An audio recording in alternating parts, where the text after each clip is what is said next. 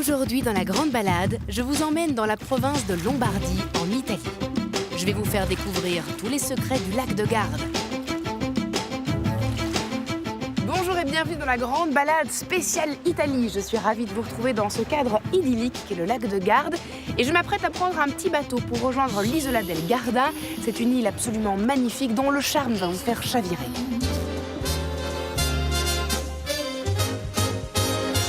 Voglio vivere così, col sole in fronte. L'isola del Garda est une île privée. C'est un endroit à l'histoire et l'architecture étonnante qui a vu sur son sol de grands personnages historiques, de Saint François d'Assise à Dante en passant par Napoléon Bonaparte. Tous y ont laissé une trace. J'ai rendez-vous avec Eliana, ma guide en charge de la gestion de l'île. Eliana, quelle est l'histoire de ce lieu absolument magnifique? Ce lieu magnifique, c'est une île privée et habitée par la famille Cavazza. Est-ce que cette île a toujours été privée ou pas? Non, pas du tout. Il y a une histoire incroyable ici. L'île a été, au début du XVIe siècle, un monastère des franciscains.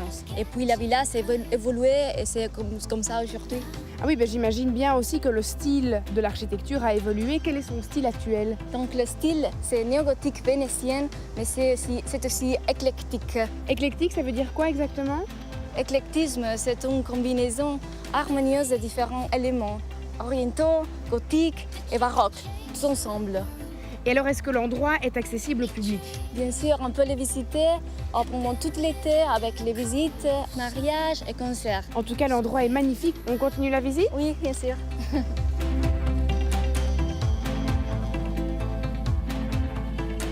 Direction le camping Vacances Soleil Alto Mincio Family Park où je vais déposer mes valises. J'ai rendez-vous avec Evie, l'hôtesse belge de Vacances Soleil, qui va me conseiller sur toutes les activités à faire dans la région. Bonjour. Bonjour, je m'appelle Evie. Bienvenue à Alto Mincio Family Park. Mais merci beaucoup, je viens d'arriver et justement, qu'est-ce qu'on peut faire comme activité ici? Donc, notre camping est pour les familles avec des petits-enfants entre 0 et 12 ans. Et il y a beaucoup à faire. Par exemple, le parc aquatique, le mini-club. Et alors, moi, j'aime bien me balader. Qu'est-ce que je peux faire dans les environs? Donc, nous nous situons à 7 km du lac Garda.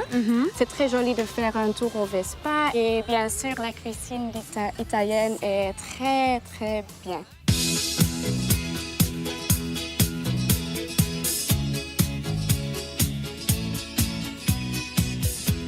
Si vous comptez visiter le lac de Garde, rien de tel que de faire une belle balade en Vespa. C'est quand même le symbole par excellence de l'Italie et de la Dolce Vita. Elle a été créée en 1943 par Piaggio et Vespa en italien, ça veut dire guêpe. Bonjour Valerio. Bonjour mademoiselle.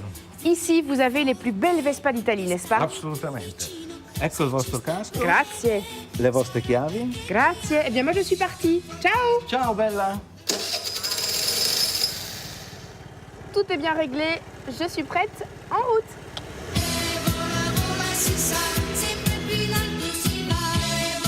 Situé dans le nord de l'Italie, à mi-chemin entre Venise et Milan, le lac de Garde se trouve dans une région alpine avec une superficie de 370 km². Et il est l'un des plus beaux lacs d'Europe.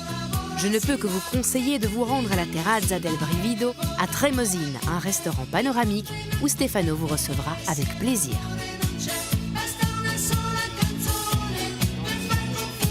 La vue est absolument extraordinaire. Bonjour Stefano, alors on peut le dire, vous avez une chance absolument inouïe de travailler dans un cadre qui est quand même assez particulier. Tous les jours, quand je me réveille, je remercie de pouvoir être ici, parce que c'est vraiment fantastique. Le panorama, le climat, nous avons vraiment un lac qui est unique et pas pour rien, on dit que c'est le lac plus grand d'Europe. Alors moi je suis venue ici en Vespa, mais j'imagine qu'il y a énormément de fans de vélo. Qu'est-ce qu'il y a pour eux ici? Pour les fans de vélo, c'est fantastique. Nous avons la piste cyclable qui est en train de se créer, qui deviendra la plus grande piste cyclable au niveau européen. Pas tout le tour du lac, c'est fantastique. C'est une chose unique et incroyable à voir. Donc ici il y a 3 axes principaux. Il y a l'axe sportif, il y a l'axe gastronomique et puis on a aussi l'axe culturel. Qu'est-ce qu'on peut voir ici? Alors, vous devez aller voir sûrement le château de Sirmione, avec Sirmione même, parce que c'est fantastique. Ce qui est fantastique, c'est qu'on peut profiter de ce lac toute l'année, aussi bien l'été que l'hiver, puisqu'on peut venir skier aussi. Oui, bien sûr, nous avons la montagne juste devant nous qui donne l'opportunité de pouvoir skier l'hiver, aller visiter le lac, parce que nous avons un climat quand même l'hiver, qui est assez bon, qui n'est pas trop froid et donne l'opportunité quand même de pouvoir visiter quand même les beautés du lac de Garde.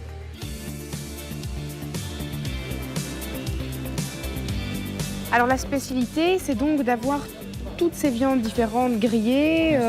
Bien sûr, c'est tout un complet typique de toutes les viandes de la zone qui viennent griller, qui viennent préparer, disons, une journée ou deux à mettre dans de l'huile avec du tout. Et après, nous les passons à la grille. Et nous avons du fromage aussi qui est grillé. Tout ce fromage-là est typique de la zone de Trémosine. On dirait un très très bon fromage de raclette. Il est délicieux, très doux. Les gens doivent venir le goûter sûrement parce que ça doit être une chose un peu unique à goûter quand même. Donc ça, c'est de la polenta. C'est fait à base de farine de maïs, c'est ça? Oui, elle est faite à base de farine de maïs avec de l'eau, bien sûr. C'est un plat, disons, très important au niveau italien, mais même sur la zone. C'est très agréable parce qu'on ressent vraiment un petit goût léger et le goût de la saucisse est quand même bien prononcé. Oui, bien sûr. Mais il n'est pas gêné par d'autres arômes. Non, il y a seulement du sel et du poivre. Après, l'important, c'est de laisser le temps de se préparer. Il faut lui laisser 5 ou 6 mois qu'elle ait le temps de se goûter bien pour qu'elle soit bonne, pour être goûtée et appréciée.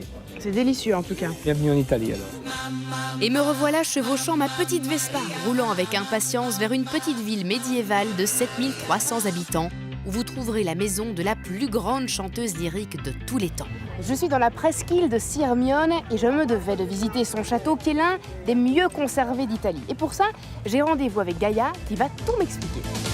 Un gatto bianco con gli occhi blu, un vecchio vaso sulla TV, nell'aria il fumo delle candele, due guance rosse, rosse come me. Alors, qu'est-ce qu'il a de si particulier ce château? Ce château est très particulier, très charmant et pittoresque. Il a été construit entre le XIIIe et le XIVe siècle. Il a une origine médiévale. Il est très particulier parce qu'il se trouve à l'entrée de la ville et il a une fonction défensive. Et j'ai d'ailleurs entendu qu'on ne peut accéder à la ville qu'en arrivant à pied, pas en voiture. Bien sûr, toute la ville est piétonne. Ah, mais ça c'est génial. Et alors, est-ce qu'il y a quelque chose que je dois absolument voir aujourd'hui? Tu peux absolument visiter la maison de Maria Callas. Elle était considérée la chanteuse lyrique la plus importante en Europe. Sa maison est construite ici parce qu'elle était très fascinée par Sirmione. Elle considérait cette ville la plus charmante et la plus pacifique du lac de Garda. Eh bien, merci beaucoup. Je vais m'empresser d'aller visiter ça. À bientôt. Ciao. Ciao. Dans les années 50, Maria Callas venait souvent profiter de cette maison qui appartenait à son époux, Giovan Battista Meneghini. L'ancien Palazzo Carducci est devenu depuis le Palazzo Callas comme un hommage à la grande diva.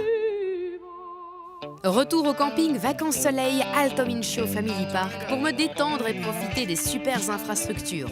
De la piscine à l'acrobranche, les tyroliennes, le beach volley ou le mini-golf, tout ici est fait pour le plus grand plaisir des jeunes familles.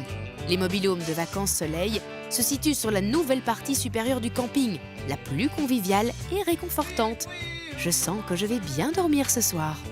Eh bien, après cette journée riche en émotions, j'ai bien mérité un bon petit cocktail. Moi, je vous dis à demain pour un tour de Vespa. Ce matin, je prends la route de Limone. Dans le passé, on pouvait la rejoindre seulement en passant par la montagne ou le lac. Elle vivait de pêche et de culture d'oliviers et citronniers. Aujourd'hui, on retrouve encore les jardins caractéristiques dans lesquels on cultivait les citrons. En 1932, la construction d'une route a permis à Limone de se lier au village voisin, terminant ainsi ses années d'isolement. Il y aurait un secret dans cette ville. Apparemment, plusieurs habitants ont le don de l'élixir de longue vie. En effet, en 1979, une protéine miraculeuse, la apolipoprotéine, a été trouvée dans le sang d'un natif de Limone, qui protège le cœur et les artères. Ce qui est agréable ici en Italie, c'est qu'on peut se promener absolument partout grâce à sa Vespa. Ici, je suis à Limone et c'est un village typique italien. Il se trouve juste en bas de la colline avec une vue imprenable sur le lac, de quoi en profiter pleinement.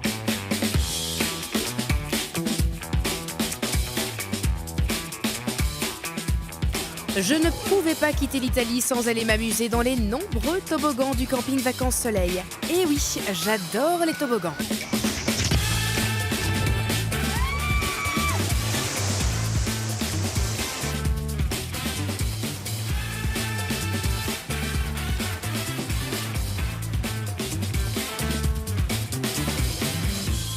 Et c'est ici que s'achève mon magnifique séjour familial dans la région du lac de Garde. Je vous dis à très bientôt, même émission, mais pas au même endroit.